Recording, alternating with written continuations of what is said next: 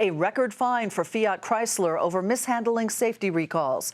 It's part of a settlement with the federal government, which has been highly critical of how the automaker handled defects impacting millions of vehicles. That pressured the stock, which fell nearly 5%. And the agreement comes just days after Chrysler, in a separate case, recalled more than 1 million cars to block hackers from taking control of the vehicles.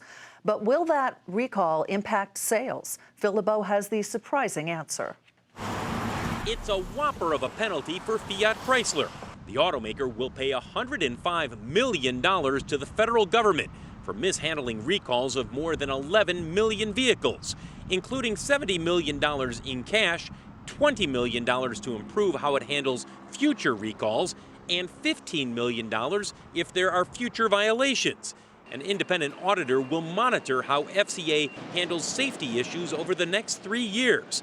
But what really stands out is Fiat Chrysler must offer to buy back almost 200,000 Ram trucks with faulty suspensions, while owners of more than 1 million Jeeps prone to catching fire will get offers to trade in their vehicles for above the market value, or get an incentive to get the model fixed with a protective trailer hitch. I think it is the right type of penalty, and it's also the right type of rehabilitation that's being used here by our team at NHTSA.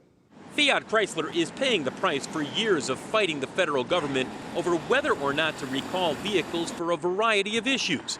Tired of pushing the automaker to do more, the National Highway Traffic Safety Administration recently took the unusual step of holding a public hearing about Fiat Chrysler being slow to act.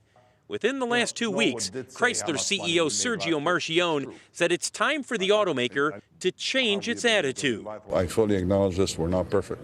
I think we need to continue to work with the agency to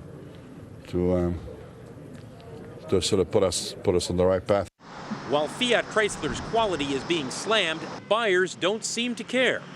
This year, Fiat Chrysler sales are growing faster than the industry overall, and the Jeep brand, its sales are up 20% this year.